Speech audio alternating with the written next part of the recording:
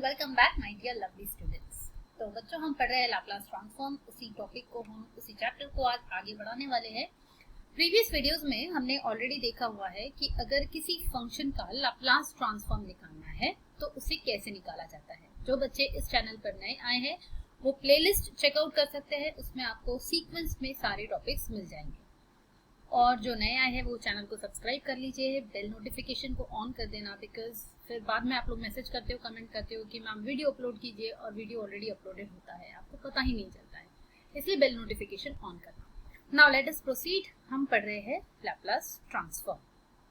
सो पहले हमने देखा हुआ है ऑलरेडी कि लैपलास ट्रांसफॉर्म किसी फंक्शन का कैसे निकाला जाता है। अगर फंक्शन का डेरिवेटिव है तो कैसे निकाला जाता है, फंक्शन का अगर इंटीग्रल दिया हुआ है तो उसका लैपलास ट्रांसफॉर्म कैसे निकाला जाता है। Now we are dealing with a very very important topic. इसमें जो सब टॉपिक है विच इज, अगर किसी फंक्शन को t या t के पावर से मल्टीप्लाई किया जाता है, like t raise to n। What do I mean by t raise to n? t raise to n मतलब अगर किसी भी फंक्शन को, just a minute, suppose I have any function of t। मान लो मेरे पास है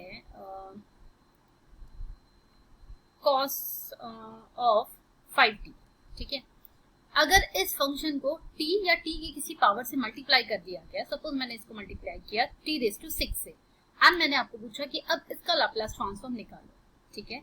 तो इन दैट केस अगर मैं फॉर्मूले से फाइंड आउट करने की कोशिश करूंगी तो दैट विल बी, वहां पर मुझे आइलेट रूल लगाना पड़ेगा and that will become very difficult. तो इसीलिए हमारे पास एक शॉर्टकट फॉर्मूला है यहाँ पर, which is given by this. अब मैं आपको समझाती हूँ। ये दिखने में थोड़ा सा डरावना सा फॉर्मूला है, इतना भयंकर दिख रहा है, but it is very easy to understand. मैं अच्छे से आपको समझाती हूँ। पहले तो आप समझ लो कि इसका मतलब क्या होता है या ये अप्लाई कब किया जाता है ये formula. So whenever we have some function of t, ठीक है, जिसका हमें लैपलास ट्रांसफॉर्म ऑलरेडी पता है, मतलब इसको अगर आप छोड़ दो, t के पावर की वाली जो भी टर्म होगी उसको छोड़कर जो बची हुई टर्म है t की, जो फंक्शन है उसका अगर आपको लैपलास ट्रांसफॉर्म पता है तो ही आप ये फॉर्मूला अप्लाई कर सकते हैं, राइट। तो यहाँ पर आपको तो पता है cos 5t का लैपलास ट्रांसफॉर्म क्या होता है, अभी तक आपको लर्न हो चुका होगा। सो cos 5t का लैपलास ट्रांसफॉर्म होता है s अपॉन या 5 upon, yes it is s upon s square plus 5 square, right। बताया था मैंने, cos मतलब s आता है, sin मतलब a आता है। a मतलब यहाँ पर जो भी नंबर होता है उसको हम a बोलते हैं। तो अगर आपको ये पता है तो उसको हम कैसे यहाँ पर अप्लाई करेंगे, so that you can find t raised to 6 into cos 5t का लैपलास ट्रांसफॉर्म, ठीक है। ये हम एग्जाम्पल में देखेंगे, तो पहले फॉर्मूले को समझने की कोशिश करते हैं कि फॉर्मूला कैसे होता है। So the formula says that t raised to n into f of t का लैपलास ट्रांसफॉर्म क्या होगा। सबसे पहले आपको ये पता होना चाहिए कि इसमें जो f of t है उसका लैपलास ट्रांसफॉर्म क्या है। तो उसका लैपलास ट्रांसफॉर्म, मान लो हम उसको नाम देते हैं f of s। क्यों नाम देते हैं? बिकॉज आंसर हमेशा s में मिलता है। देखो ये जो होता है ये हमेशा s में होता है, इसलिए हम इसको बोलते हैं f of s। तो अगर आपको पता है f of s क्या है तो करना क्या है, आपको जितना भी t का पावर होता है, जितना भी t का पावर होगा उतना आपको पावर लेना है -1 का, ठीक है। बस कॉपी पेस्ट करना है, जो t का पावर है उसको लगाना है -1 के पावर में। देन उतने ही जो आपका n है उतने ही आपको डेरिवेटिव्स लेने हैं। किसके डेरिवेटिव्स लोगे आप? जो आपको ऑलरेडी पता है लैपलास ट्रांसफॉर्म, जो फंक्शन आपको पूछा गया है f of t जो है उसका जो लैपलास ट्रांसफॉर्म होगा उसके हमें डेरिवेटिव्स लेने हैं। कितने डेरिवेटिव्स लेने हैं? जितना भी n का पावर होगा, जितना भी t का पावर होगा या जितना भी n की वैल्यू होगी।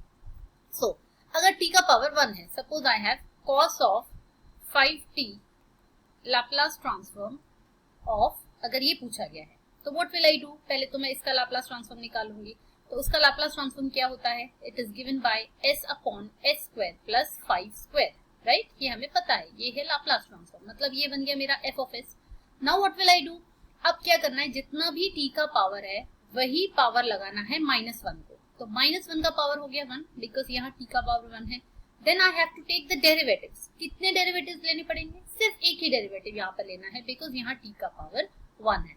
तो दैट मीन एक डेरिवेटिव मतलब ddS ऑफ दिस। बस इसको सॉल्व करना है। Now this is not the final answer, आपको इसको सॉल्व करना होता है, इसका डेरिवेटिव निकालना होता है। जो भी होगा आंसर आएगा that will be your final answer. Okay, now let us take an example. Formula तो याद हो गया होगा सबको, बस क्या करना है, -1 को पावर लगाना है, कितना पावर, जो भी t का पावर होगा उतना, एंड उतने ही डेरिवेटिव्स लेने हैं। किसके डेरिवेटिव लेने हैं, f ऑफ t का लेना है कि डेरिवेटिव, नहीं, f ऑफ t का नहीं लेना है, जो भी आपका f ऑफ t होगा उसके लैप्लास ट्रांसफॉर्म का डेरिवेटिव लेना है। ठीक है, let us see an example ताकि आइडिया और क्लियर हो जाएगी आपकी। So this is my example. अब यहाँ दिक्कत क्या जाती है बच्चों को, you people know how to solve this. ठीक है, मतलब आपको फॉर्मूला पता है, कैसे सॉल्व करना है ये पता है, बट जिन बच्चों को डेरिवेटिव में दिक्कत है, जिन्हें डेरिवेटिव्स अच्छे से नहीं आते हैं, उनको यहाँ प्रॉब्लम आ सकती है problem. So be very careful कि आप डेरिवेटिव को अच्छे से प्रिपेयर करो, specially u by v form. आपको पता है derivative of D D x of u by v क्या होता है, आई होप सबको पता होगा, एक बार रिवाइज करवा देती हूँ आपको। सो अगर u by v होता है तो हम क्या करते हैं, डिनोमिनेटर में जो भी होता है उसका स्क्वायर ले लेते हैं। दिस इज माई मेथड, मैं सबसे पहले ऐसे ही करती हूँ, जो भी डिनोमिनेटर में होता है फंक्शन उसका स्क्वायर ले लो। ठीक है, देन यही वाले को यहाँ पर लिखना है, जो भी डिनोमिनेटर में लिखा है, जो भी यहाँ डिनोमिनेटर में, यहाँ नीचे स्क्वायर आता है, न्यूमरेटर में सिर्फ v आएगा। देन ऊपर वाले का डेरिवेटिव, जो भी न्यूमरेटर है उसका derivative, that means du by dx। Then बीच में माइनस साइन आती है, अब u को एज इट इज लिखेंगे, v का डेरिवेटिव लेंगे। ठीक है, पहले हमने क्या किया था, v को एज इट इज लिखा हुआ था, u का डेरिवेटिव लिया था, अब उल्टा करना है, u को लिखेंगे एज इट इज और v का डेरिवेटिव लेंगे dv by dx। बस this is your formula for quotient rule बोल सकते हैं हम इसको यहाँ पे डेरिवेटिव का। ठीक है, तो ये आपको पता होना चाहिए, तभी आप ये सॉल्व कर पाओगे। नाउ लेट अस प्रोसीड। तो क्वेश्चन जब एग्जाम में आता है तो यहाँ पर आपको कुछ लिखा नहीं होगा कि ये कौन सा रूल आपको लगाना है, ये मल्टीप्लीकेशन वाला है, डेरिवेटिव वाला है, इंटीग्रेशन वाला है, ये आपको ही क्लिक होना चाहिए। तो कैसे क्लिक होगा, जैसे ही आपने देख लिया टी स्क्वायर तो आपको समझ जाना चाहिए this is of the topic multiplication bye T. ठीक है, अब t का पावर है 2, तो यू नो बाय फॉर्मूला इसका फॉर्मूला क्या बनेगा, टी स्क्वायर कॉस 80 है हमारे पास, तो इसका फॉर्मूला क्या बनेगा, जितना भी t का पावर है उतना ही पावर लगाना है हमें -1 को, तो -1 स्क्वायर हो गया। अब जितना t का पावर है उतने ही डेरिवेटिव्स लेने हैं, तो यहाँ कितने डेरिवेटिव्स लेने पड़ेंगे, यस 2 डेरिवेटिव्स, तो d square by ds square आ गया। पर किसका derivative, derivative of f of s। ठीक है, अब f ऑफ s कहाँ से मिलेगा, नाउ पहले f ऑफ s फाइंड करते हैं। f ऑफ s मतलब होता है Laplace transform of f of t। Yes, और f ऑफ t क्या है हमारे केस में, this is our f of t, cos 80 हमारा f ऑफ t है, तो उसको निकालते हैं। That means Laplace transform of हमें निकालना है cos ऑफ 80, तो 80 ही है क्या क्वेश्चन में, लेट मी चेक, या कोई नंबर है, अगर यहाँ कोई नंबर होता 5, 6, 7 तो हम वो नंबर लेते, बट यहाँ बिकॉज cos 80 है तो वो a ही आएगा। सो cos का आप सबको पता है फॉर्मूला होता है s upon s square plus a square, right. So हमें मिल गया अब f ऑफ s मिलने के बाद में, suppose this is my equation number 1, this is 2, तो यूजिंग 2 in 1, तो अब जो हमें रिक्वायर्ड है वो मिल सकता है, right? So what do we need to find out, L of t square into cos 80 हमें निकालना है। उस फॉर्मूले में हम ये वैल्यू पुट कर देंगे, तो -1 का स्क्वायर तो 1 ही होता है, तो it will be as it is d square upon ds square of s upon s square plus a square. Now अब जब d square by ds square है तो क्या हम 2 डेरिवेटिव्स एक साथ ले सकते हैं, बिल्कुल नहीं ले सकते हैं, तो हमें 1 by 1 डेरिवेटिव्स लेने पड़ेंगे। दैट मीन्स हम पहले लिखेंगे ds एज इट इज, एक डेरिवेटिव अंदर लेंगे, तो ds ऑफ किसका, ds of s upon s square plus a square. Are you getting it, 2 derivatives एक साथ नहीं ले सकते, एक एक कर हम डेरिवेटिव लेंगे। तो पहला डेरिवेटिव फाइंड करते हैं, ये ds एज इट इज रहेगा। अब इसका डेरिवेटिव क्या होगा, इसीलिए मैंने बोला था कि ये जो फॉर्मूला है दिस इज वेरी इंपॉर्टेंट।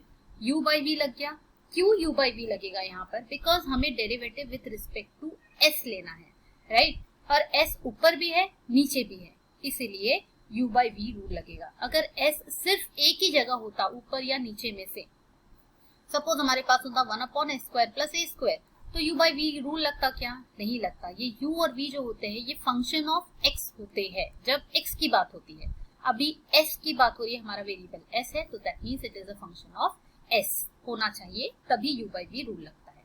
आगे बढ़ते हैं, तो u by v रूल के हिसाब से हमें क्या करना होता है, जो भी डिनोमिनेटर में होता है उसका स्क्वायर लिख लो। तो यहाँ पर आएगा s square plus a square whole square, then जो भी डिनोमिनेटर है उसको एज इट इज लिखना है, ये हो गया एज इट इज। अब डेरिवेटिव ऑफ s, ठीक है, s का डेरिवेटिव क्या होता है 1, डायरेक्टली लिख दो, this is 1 minus s as it is. अब न्यूमरेटर को एज इट इज लिखेंगे और डेरिवेटिव का डिनोमिनेटर का डेरिवेटिव, मतलब इसका derivative, what will be the derivative, it will be 2s, ठीक है।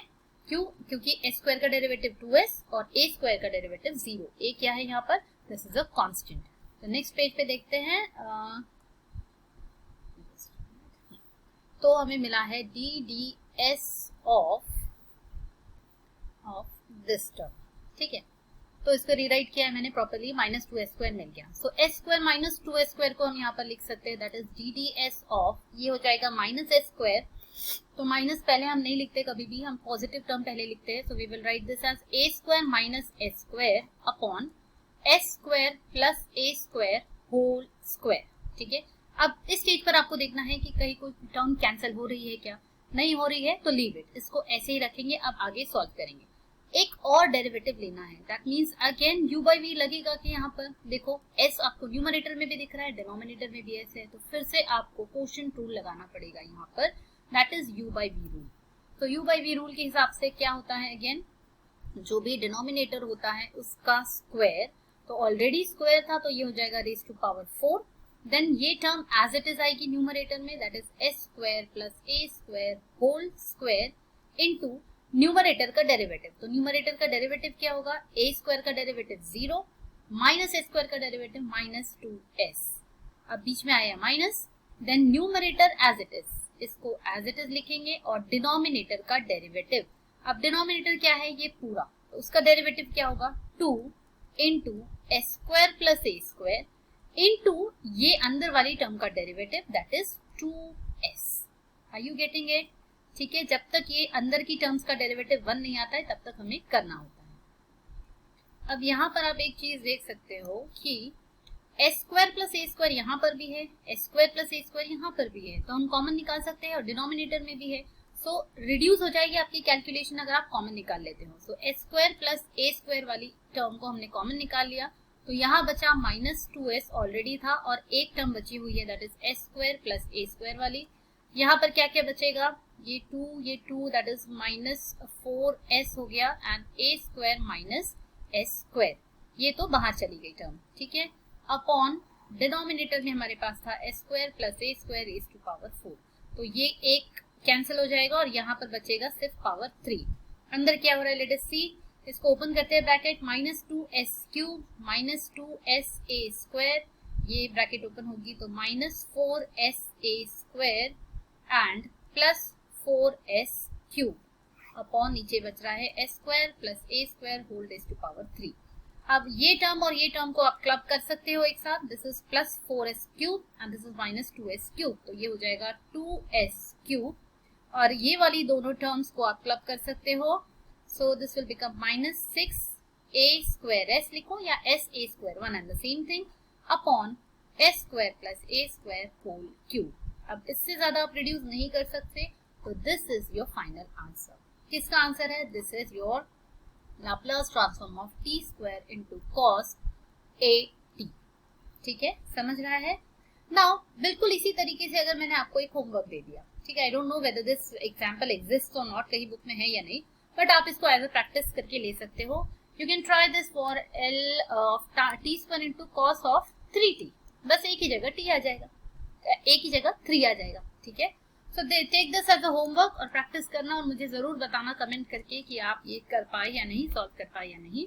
एंड वीडियोस पसंद आ रहे होंगे आपको, टॉपिक्स पसंद आ रहे होंगे, टीचिंग मेथड पसंद आ रहा होगा, तो मुझे कमेंट करके जरूर बताना, it motivates me to make further videos, ठीक है। और हाँ, वीडियो को लाइक करो, फ्रेंड्स के साथ में शेयर करो एंड लेट मी नो और कौन से टॉपिक्स आपको मुझसे पढ़ने हैं, ठीक है। मिलते हैं नेक्स्ट वीडियो में, इसी को हम और आगे कंटिन्यू करने वाले हैं, लैप्लास ट्रांसफॉर्म को। Till then keep studying.